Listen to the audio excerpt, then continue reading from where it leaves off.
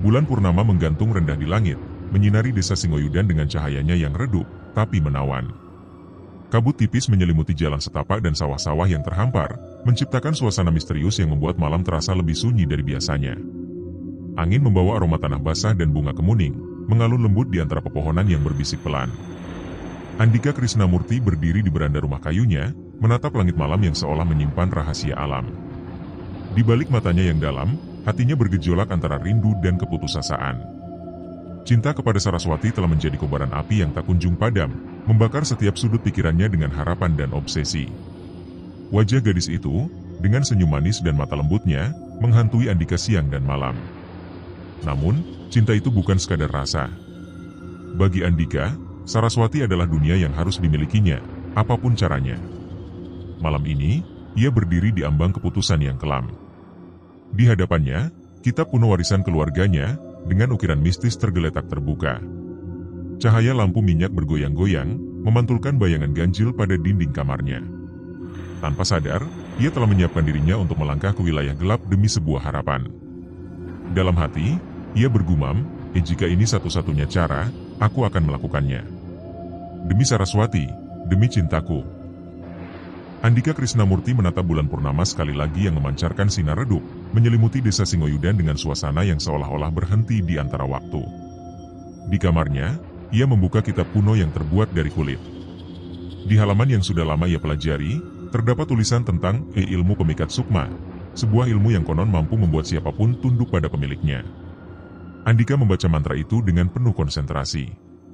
Sebuah asap tipis mulai muncul dari lilin yang menyala di depannya, memenuhi ruangan dengan aroma cendana dan kemenyan.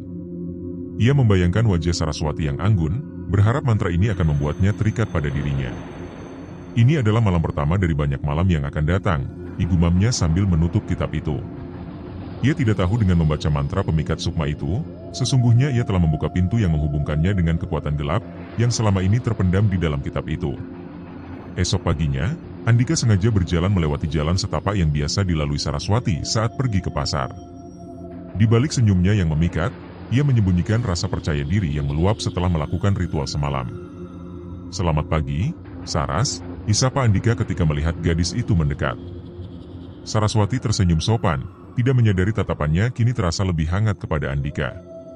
Padahal sebelumnya, ia tidak pernah memperhatikan pria itu lebih dari sekadar kenalan biasa. Percakapan mereka berlangsung ringan, namun entah bagaimana Saraswati merasakan sesuatu yang berbeda dalam dirinya. Dia merasa nyaman berbicara dengan Andika, bahkan tanpa alasan yang jelas. Setelah pertemuan itu, Saraswati mulai sering memikirkan Andika. Di sisi lain, Andika merasa puas, karena mantra pemikatnya mulai menunjukkan hasil. Ia terus mendekati Saraswati dengan berbagai cara, menggunakan kelembutannya untuk memenangkan hati gadis itu. Namun, semakin dekat dengan Saraswati, semakin sering Andika mendapati dirinya dihantui mimpi buruk. Dalam mimpi itu, ia melihat Saraswati berubah menjadi makhluk dengan mata merah menyala dan taring yang tajam. Makhluk itu mengejarnya dengan penuh amarah, mencabik-cabik tubuhnya hingga ia terbangun dalam kondisi berkeringat dingin. Andika mengabaikan firasat buruk itu, meyakini bahwa mimpi tersebut hanyalah efek dari ritual yang ia lakukan. Pada malam purnama berikutnya, Saraswati mulai merasa tubuhnya berubah. Dia tidak bisa tidur, dia merasa seolah-olah ada sesuatu yang membara di dalam dirinya. Namun, kehadiran Andika di dekatnya, membuatnya merasa lebih tenang. Dia tidak menyadari mantra yang digunakan Andika untuk memikatnya, juga menjadi tali yang mengendalikan sisi gelap dalam dirinya. Malam itu, saat Saraswati tertidur, Andika kembali bermimpi buruk. Dalam mimpi itu, ia melihat Saraswati berdiri di bawah cahaya bulan purnama, tubuhnya perlahan berubah menjadi makhluk menyeramkan. Namun, saat Andika memanggil namanya, makhluk itu menoleh dan menatapnya dengan penuh ketaatan. Sebelum video cerita horor ini berlanjut, ada baiknya para penonton untuk memberikan subscribe, like dan menyebarkan video ini, sehingga memotivasi kami untuk membuat cerita video yang lebih menyeramkan, menakutkan, menarik, dan memberikan pesan-pesan positif dalam berkehidupan. Selain itu, tidak lupa menyalakan gambar lonceng, sehingga Anda menjadi penonton pertama yang mengetahui saat kami upload cerita horor terbaru, yang akan menguji keberanian Anda untuk mendengarkan dan menonton video ini sendirian. Dan, selamat menonton. Ketika malam berikutnya tiba, Saraswati kembali merasa gelisah. Dia duduk di tepi jendela kamarnya, menatap bulan purnama yang menggantung tinggi di langit. Rasa dingin merayapi kulitnya, tetapi ada sesuatu yang lain. Sesuatu yang membangkitkan naluri di dalam dirinya, sesuatu yang membuat tubuhnya terasa tidak sepenuhnya miliknya sendiri. Andika yang terus memantau perkembangan hasil ritualnya, menyadari ada perubahan pada Saraswati. Tatapannya yang dulu penuh keceriaan kini terkadang terlihat kosong, seolah ada sesuatu yang menahan perasaannya. Namun bagi Andika, itu adalah tanda mantranya telah sepenuhnya menguasai Saraswati. Ia memutuskan mengunjungi gadis itu pada malam itu. Dengan membawa sekuntum bunga melati, Andika mengetuk pintu rumah Saraswati. "Saras, boleh aku masuk?" ditanya Andika lembut. Saraswati membuka pintu, dan senyumnya tampak ragu. "Tentu Kak Andika. Ada apa malam-malam begini?" Andika menatapnya dengan penuh perhatian. "Aku hanya ingin memastikan kamu baik-baik saja. Akhir-akhir ini kamu terlihat berbeda." Saraswati mengangguk pelan.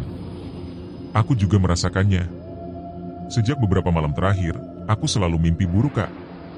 Rasanya seperti ada sesuatu yang sedang menunggu untuk keluar, tapi aku tidak tahu apa itu." Andika berusaha menenangkan Saraswati, tetapi di dalam dirinya, ia mulai merasa ritual yang ia lakukan tidak sepenuhnya berjalan, seperti yang diharapkan. Mungkin ada sesuatu yang lebih besar di balik semuanya, sesuatu yang ia tidak sepenuhnya pahami. Ketika Andika kembali ke rumahnya, ia langsung membuka kitab kuno warisan keluarganya, yang selama ini menjadi panduan melaksanakan pemikat sukma pada Saraswati. Ia mencari penjelasan lebih jauh tentang efek dari ilmu pemikat yang digunakan. Di salah satu halaman, terdapat peringatan yang sebelumnya ia abaikan. Ilmu pemikat ini tidak hanya mengikat hati, tetapi juga jiwa. Jika sang pemilik mantra berhenti mencintai objeknya, jiwa objek tersebut akan terlepas dari kendali, membuka jalan bagi kekuatan kegelapan yang tersembunyi dalam dirinya. Andika terpaku membaca kata-kata itu. Ia mulai menyadari Saraswati mungkin bukan sekadar wanita biasa.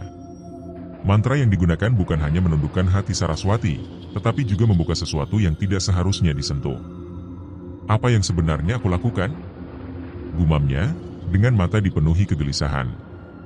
Namun, ambisinya lebih kuat daripada rasa takutnya. Ia meyakinkan dirinya bahwa selama tetap mencintai Saraswati, semuanya akan baik-baik saja. Beberapa hari kemudian, desa dikejutkan penemuan mayat seekor kambing di tepi hutan. Tubuhnya terkoyak dengan bekas gigitan yang besar, seolah-olah dimangsa binatang buas. Namun, tidak ada jejak kaki binatang di sekitar lokasi.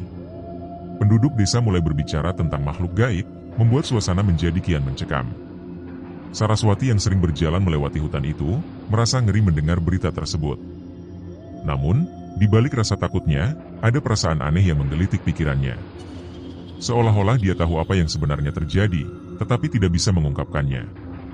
Di malam yang sama, Saraswati mendapati dirinya berdiri di depan cermin. Bayangan dirinya terasa asing.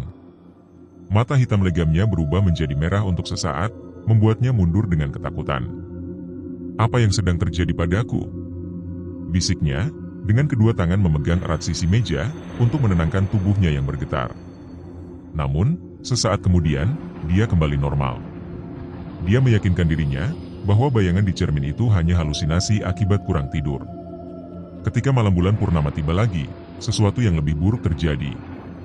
Saraswati terbangun dengan rasa sakit yang menusuk di seluruh tubuhnya.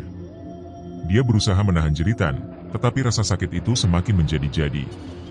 Tubuhnya mulai berubah. Kukunya memanjang, giginya menjadi tajam, dan kulitnya memucat.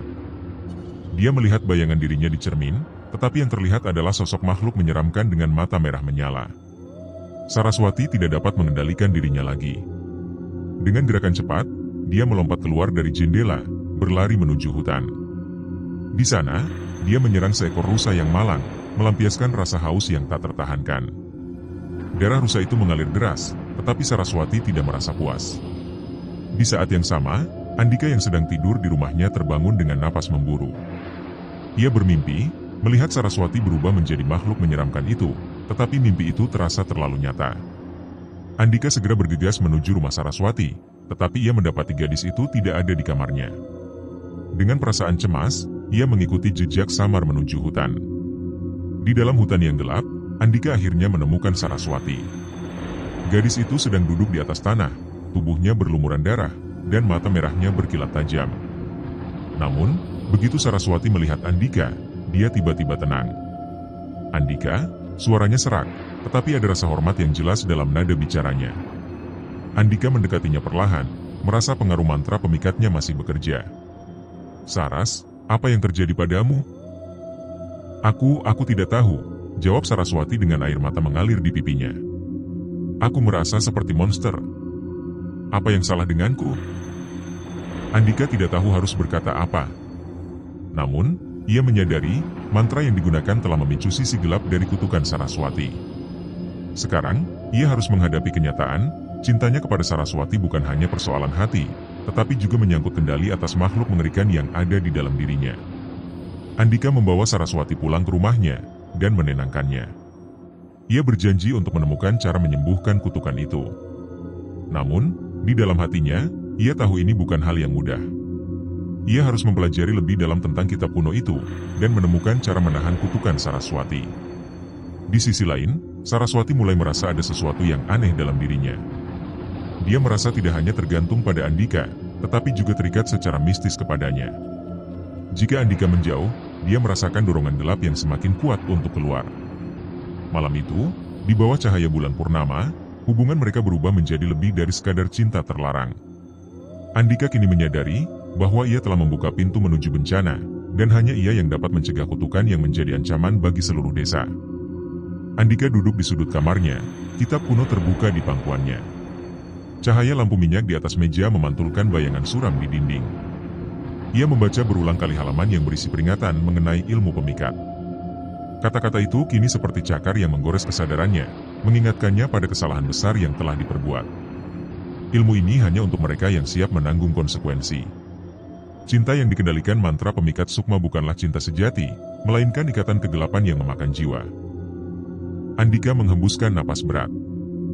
Ia tidak pernah memikirkan konsekuensi itu. Semua yang ia inginkan hanyalah memiliki Saraswati, gadis cantik yang diyakini sebagai puncak dari semua impiannya. Tetapi kini, Saraswati tidak lagi hanya seorang gadis biasa. Dia adalah makhluk yang terikat oleh kutukan. Dan kutukan itu telah menjadi tanggung jawabnya. Sementara itu, Saraswati terbaring di tempat tidur di rumahnya, tetapi matanya tetap terbuka, memandangi langit-langit kayu. Dia tidak bisa tidur. Seluruh tubuhnya terasa panas, seolah ada bara api yang membakar dari dalam. Bayangan dirinya melahap rusa di hutan terus menghantui pikirannya. Namun, yang paling menakutkan baginya adalah rasa haus yang tidak bisa dijelaskan. Bukan haus akan air, tetapi sesuatu yang jauh lebih primal. Sesuatu yang membuat tenggorokannya terasa kering, setiap kali dia mengingat aroma darah. Keesokan paginya, saat Andika datang ke rumahnya, Saraswati menyambutnya dengan senyum lemah. Tetapi Andika bisa melihat dengan jelas, lingkaran hitam di bawah mata Saraswati, dan kegelisahan yang memancar dari sorot matanya. "Kamu baik-baik saja?" tanya Andika, berusaha terdengar tenang. Saraswati menggeleng pelan. "Tidak, Kak. Aku tidak tahu apa yang sedang terjadi padaku. Aku merasa, aku kehilangan kendali atas diriku sendiri." Andika menggenggam tangan Saraswati, mencoba menenangkan gadis itu, meskipun di dalam hatinya, ia tahu semua ini bukan masalah yang bisa diselesaikan dengan kata-kata. "Aku akan menemukan cara untuk menyelesaikan ini, Saras," janjinya. Saraswati hanya mengangguk, tetapi di matanya, ada keraguan yang dalam. Malam harinya, Andika kembali mempelajari kitab kuno itu. Ia membuka halaman demi halaman, mencari petunjuk yang dapat membantunya mengatasi situasi ini. Setelah berjam-jam membaca, ia menemukan sebuah bagian yang selama ini ia abaikan. Bagian itu berbicara tentang penawar kutukan bulan darah. Penawar itu hanya bisa dibuat dengan syarat-syarat tertentu, darah dari makhluk terkutuk, bunga langka bernama melati hitam, dan pengorbanan jiwa seseorang yang benar-benar mencintai makhluk tersebut. Andika merasa jantungnya berdentum keras. Melati hitam adalah bunga yang hanya tumbuh di hutan larangan di atas bukit. Dan, syarat pengorbanan jiwa itu membuat Andika terdiam. Apakah aku benar-benar mencintainya, atau aku hanya terobsesi padanya? Gumam Andika pada dirinya sendiri. Di sudut pikirannya, bayangan Saraswati yang berubah menjadi makhluk menyeramkan muncul kembali. Ia tahu waktu mereka semakin sedikit. Jika ia tidak bertindak, Saraswati akan kehilangan kendali sepenuhnya. Di desa, desas-desus tentang makhluk buas yang berkeliaran semakin menyebar. Beberapa penduduk mulai takut keluar rumah saat malam tiba. Kabar tentang kambing dan hewan lain yang ditemukan mati di hutan mulai menjadi bahan pembicaraan. Namun, hal yang paling mengejutkan adalah penemuan mayat seorang lelaki tua, Mbah Karto, yang tubuhnya terkoyak di dekat ladang. Penduduk desa mulai menghubungkan kejadian ini dengan cerita-cerita lama tentang makhluk malam yang bangkit saat bulan purnama. Saraswati yang mendengar kabar ini mulai merasa ketakutan. Dia mulai menyadari bahwa makhluk yang bertanggung jawab atas semua ini mungkin adalah dirinya sendiri. "Aku tidak bisa tinggal di sini lagi, Kak Andika," ujar Saraswati pada suatu malam ketika Andika datang menemuinya. Andika terkejut. "Apa maksudmu?" "Aku tidak tahu apa yang terjadi padaku, tetapi aku tahu aku adalah penyebab dari semua ini. Jika aku tetap di sini, aku hanya akan membawa malapetaka." Andika menggenggam tangan Saraswati dengan erat. "Aku tidak akan membiarkanmu pergi.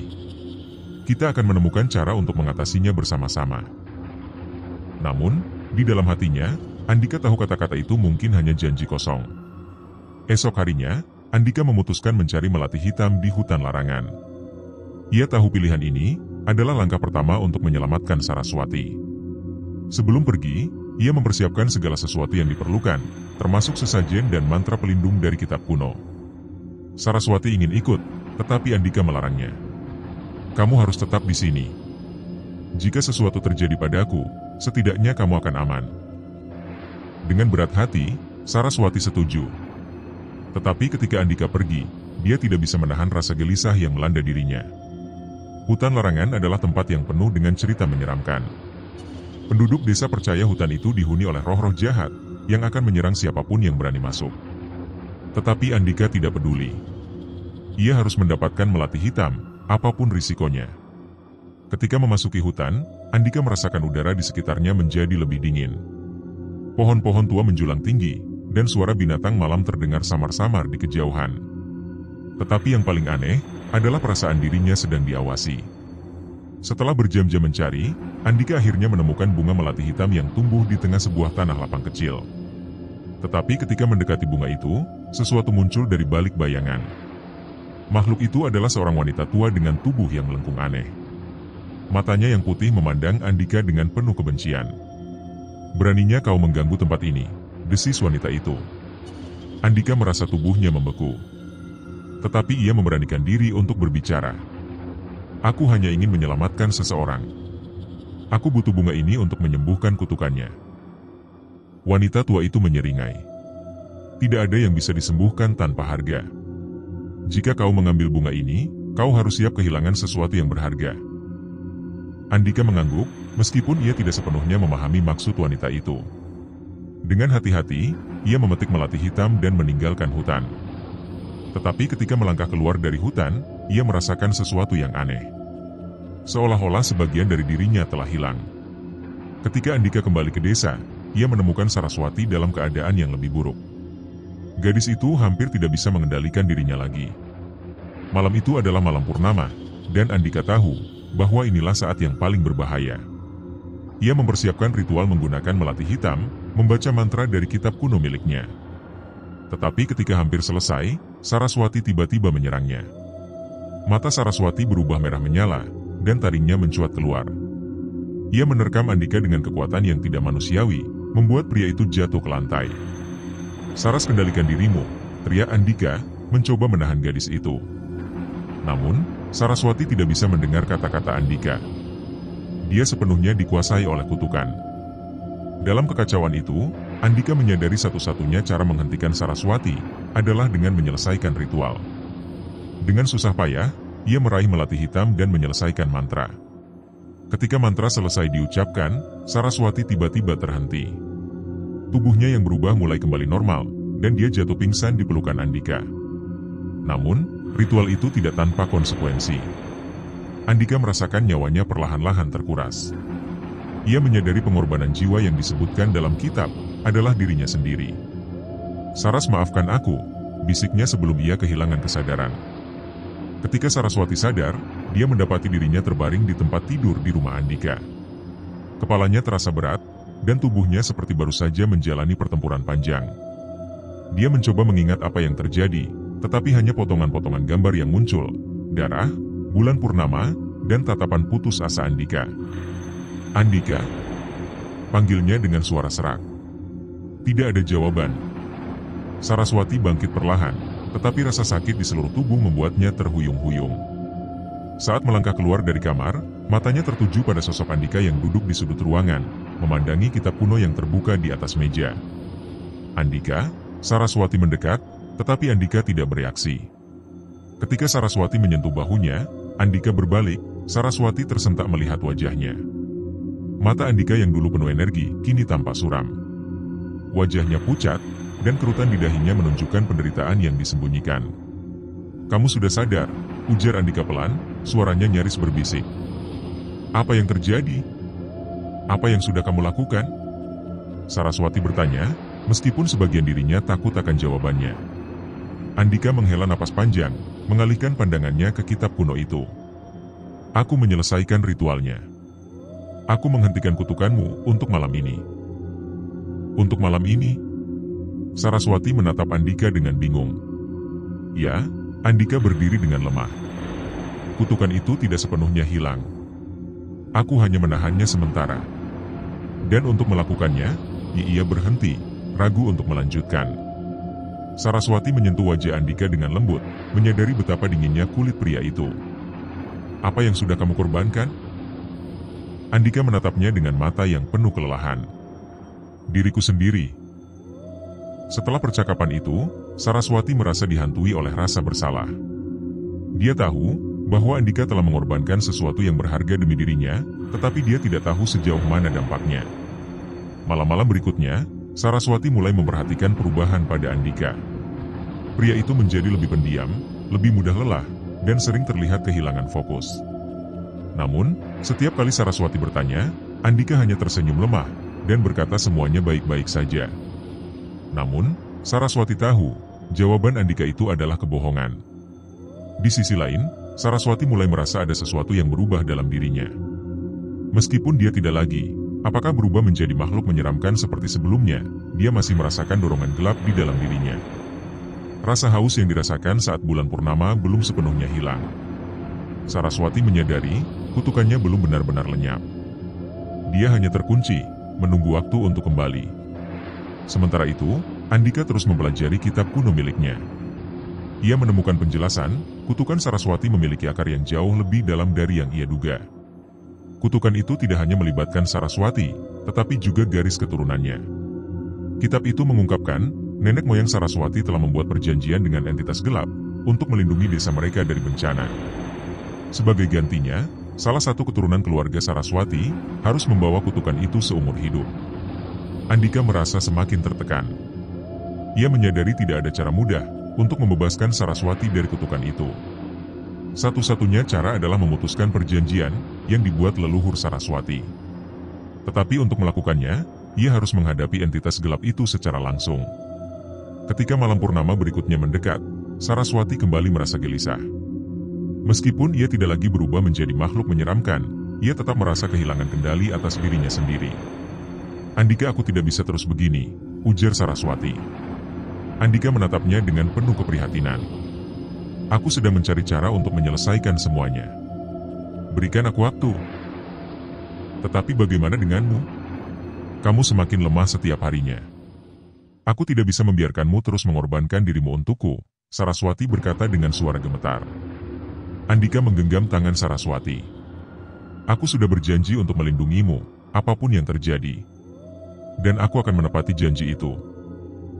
Meskipun Saraswati merasa tersentuh oleh kata-kata Andika, tapi dia tidak bisa menghilangkan rasa bersalah yang terus menghantuinya. Untuk menemukan solusi, Andika memutuskan mencari seseorang yang mungkin tahu lebih banyak tentang kutukan itu. Seorang dukun tua bernama Nyai Rengganis, yang tinggal di desa terpencil di punggung Gunung Merapi. Nyai Rengganis dikenal sebagai penjaga tradisi kuno, dan memiliki pengetahuan mendalam tentang perjanjian gaib. Andika dan Saraswati melakukan perjalanan panjang menuju desa Kumboro, tempat tinggal Nyai Rengganis. Perjalanan mereka penuh dengan tantangan, dari jalan setapak yang curam hingga ancaman binatang liar. Mereka akhirnya tiba di rumah Nyai Rengganis, sebuah gubuk tua yang dikelilingi pohon-pohon besar. Nyai Rengganis menyambut mereka dengan tatapan tajam. "Aku tahu kenapa kalian datang," katanya tanpa basa-basi. Andika dan Saraswati terkejut, tetapi mereka tidak membantah. "Kalian ingin memutuskan perjanjian itu, lanjut Nyai Rengganis. Tapi tahukah kalian harga yang harus dibayar? Andika mengangguk. Aku bersedia membayar harga itu. Nyai Rengganis tertawa kecil, tetapi tawanya tidak terdengar hangat. Kamu tidak tahu apa yang kamu katakan, nak. Entitas yang membuat perjanjian ini bukanlah makhluk biasa. Ia adalah penjaga kegelapan, memutuskan perjanjiannya berarti harus siap menghadapi murkanya. Meskipun Nyai Rengganis memperingatkan mereka, Andika tetap bersikeras melanjutkan. Nyai Rengganis akhirnya setuju membantu mereka, tetapi dia menegaskan, keputusan ini adalah jalan yang tidak bisa dibatalkan. Ritual untuk memutuskan perjanjian itu dilakukan di tengah malam, di bawah cahaya bulan purnama. Nyai Rengganis memimpin ritual dengan membaca mantra kuno yang bergema di udara. Saraswati berdiri di tengah lingkaran simbol yang digambar dengan darah, sementara Andika memegang lilin yang menyala di kedua tangannya. Ketika mantra selesai dibacakan, udara di sekitar mereka tiba-tiba menjadi dingin. Angin kencang bertiup, suara-suara aneh mulai terdengar dari kegelapan. Sebuah bayangan besar muncul di hadapan mereka. Bayangan itu memiliki bentuk yang terus berubah, tetapi matanya yang merah menyala, menunjukkan sebagai entitas penguasa kegelapan. Siapa yang berani memanggilku? Suara entitas itu bergema seperti guntur. Andika melangkah maju. Aku ingin memutuskan perjanjian yang dibuat leluhur Saraswati. Entitas itu tertawa, suara tawanya membuat bumi bergetar. Perjanjian ini tidak bisa diputuskan tanpa harga. Jika kau ingin membebaskannya, kau harus menyerahkan jiwa manusia lain sebagai penggantinya. Andika terdiam, tetapi Saraswati tiba-tiba melangkah maju. Kalau begitu ambil jiwaku, katanya dengan tegas. Saras, Andika mencoba menghentikannya, tetapi Saraswati menoleh padanya dengan mata yang penuh air mata. Kak Andika, aku tidak bisa terus membiarkanmu mengorbankan dirimu. Jika ini satu-satunya cara untuk menghentikan kutukan ini, maka aku rela melakukannya. Entitas itu menyeringai. Keberanian yang mengagumkan. Tetapi aku tidak ingin jiwamu. Aku menginginkan jiwanya, katanya sambil menunjuk Andika. Andika menatap entitas itu dengan tatapan tajam. Kalau begitu ambillah. Ritual itu berakhir dengan Andika menyerahkan dirinya sebagai pengganti kutukan Saraswati. Tubuhnya perlahan memudar dan menghilang di depan mata Saraswati. Saraswati menangis histeris, memanggil nama Andika, tetapi tidak ada yang bisa dia lakukan.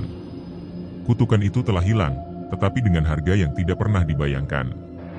Saraswati kembali ke desa dengan hati yang hancur. Dia tahu Andika telah memberikan segalanya untuk menyelamatkan kehidupannya. Namun, dia juga tahu pengorbanan itu akan menghantui dirinya seumur hidup.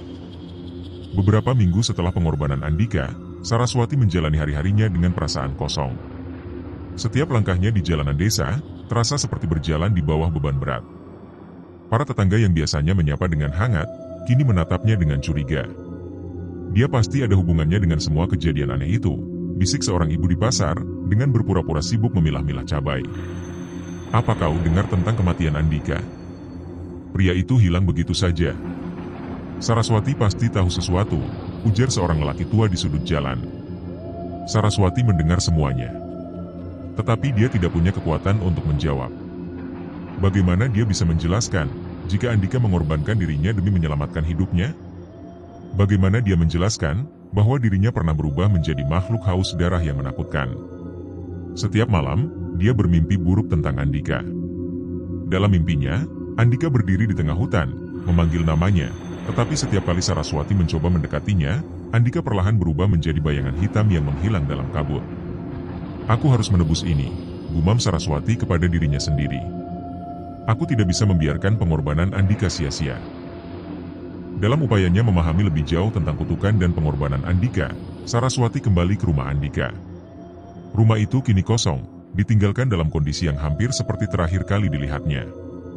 Dalam pencariannya itu, dia menemukan sebuah kitab kuno tergeletak di meja kayu, yang mulai berdebu.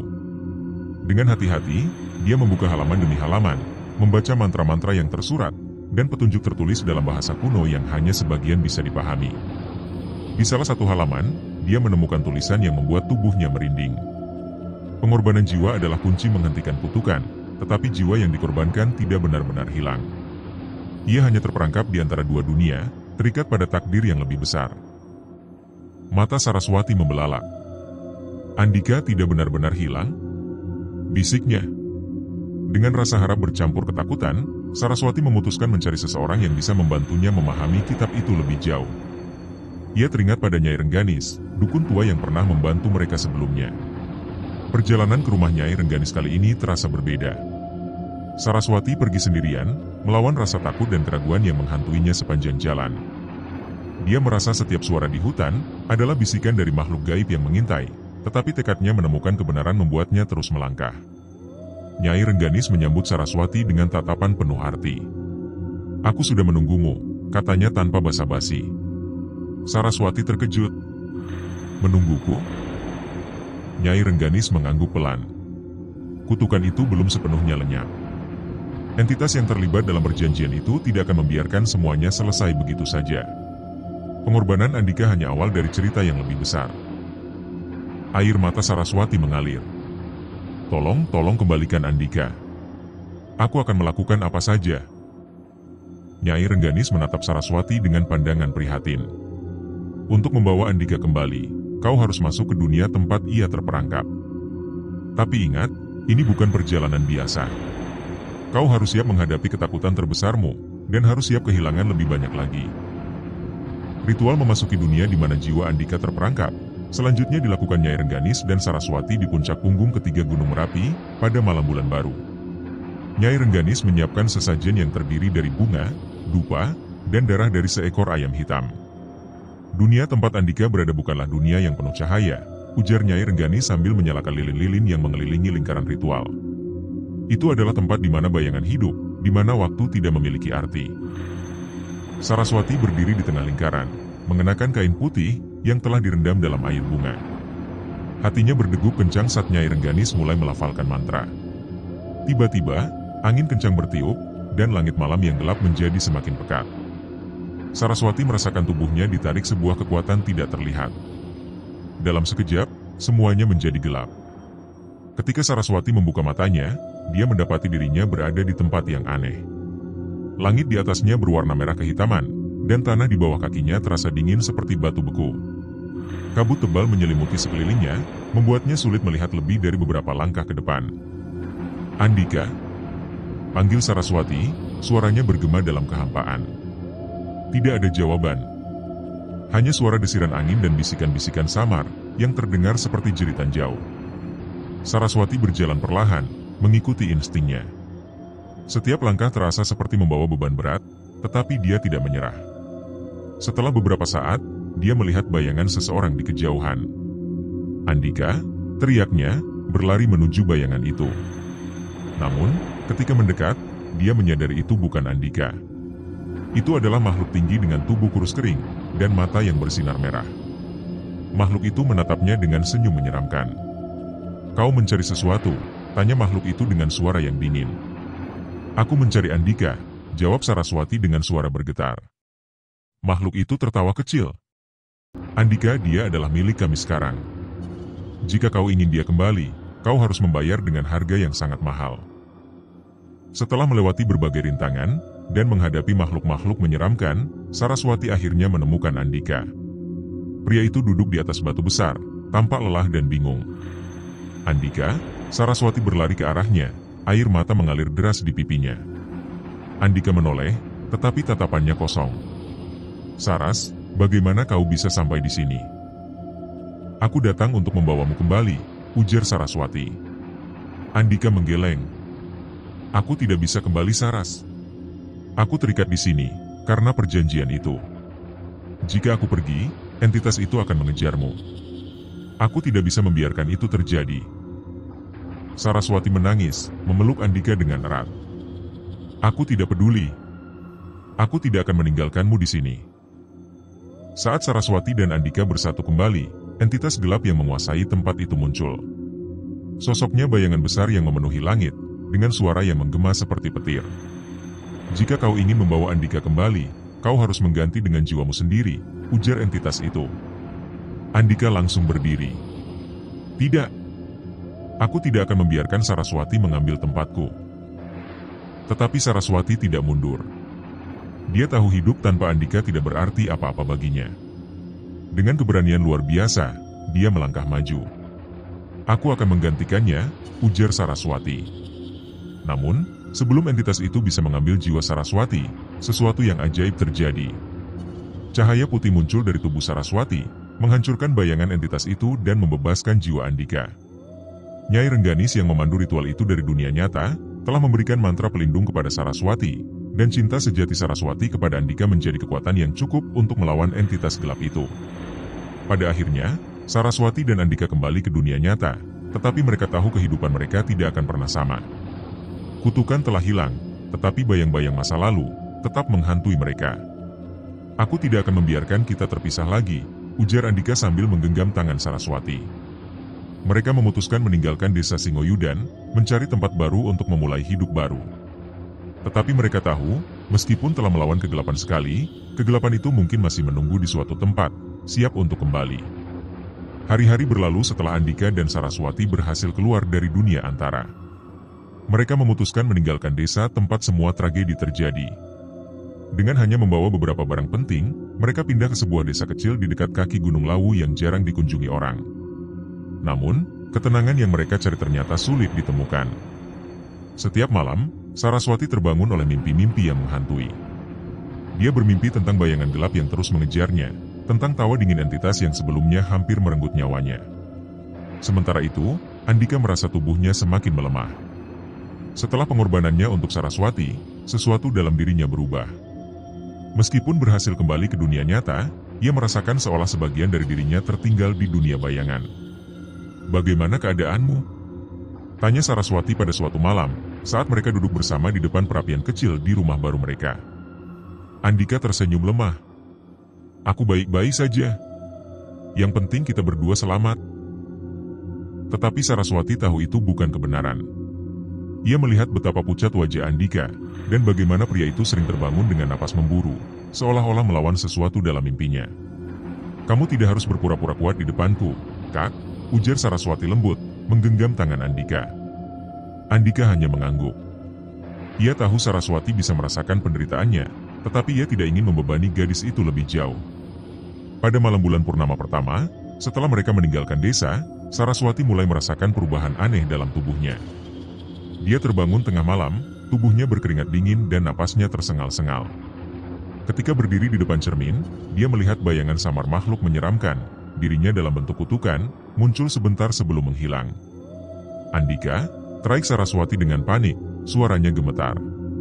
Andika segera masuk ke kamar, melihat Saraswati berdiri dengan tubuh gemetar di depan cermin. "Ada apa, Saras?" tanyanya dengan nada khawatir.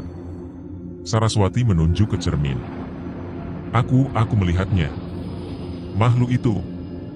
Dia masih ada di dalam diriku." Andika mendekat, memeluk Saraswati untuk menenangkannya.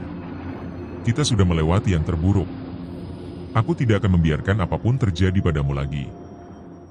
Tetapi dalam hati, Andika tahu sesuatu masih mengintai Saraswati. Kutukan itu tidak sepenuhnya hilang. Beberapa hari kemudian, Andika pergi ke pasar untuk membeli persediaan makanan. Ketika berjalan melewati kerumunan, ia merasakan tatapan tajam yang membuatnya berhenti. Seorang pria tua dengan pakaian lusuh berdiri di sudut pasar, menatap Andika dengan mata yang seolah bisa menembus jiwanya. "Kamu," pria itu berbicara dengan suara serak. "Kamu membawa sesuatu yang tidak seharusnya ada di sini." Andika terkejut. "Apa maksudmu?" Pria itu mendekat, menurunkan suaranya. "Aku bisa merasakan kehadiran bayangan itu. Entitas yang terhubung denganmu. Kau pikir kau bisa lari darinya?" Andika terdiam. Pria tua itu adalah seseorang yang ia kenali, seorang mantan penduduk desa yang dulu diasingkan, karena dianggap membawa nasib buruk. "Kutukan itu masih hidup," lanjut pria itu. "Dan sekarang kau membawanya ke sini. Bayangan itu akan terus mengejarmu, sampai ia mendapatkan apa yang diinginkannya." Pada malam yang sama, Andika kembali ke rumah dengan perasaan berat. Ia merenungkan kata-kata pria tua itu sambil memandangi Saraswati yang tertidur lelap di sofa. Wajah Saraswati tampak damai, tetapi Andika tahu kedamaian itu hanyalah sementara. Ketika malam semakin larut, angin dingin tiba-tiba bertiup melalui jendela yang sedikit terbuka. Lampu minyak yang menerangi ruangan berkedip-kedip sebelum akhirnya padam. Andika terbangun dengan jantung berdegup kencang. suara langkah kaki samar terdengar dari luar rumah, semakin dekat setiap detiknya. Andika, suara berbisik memanggilnya dari luar.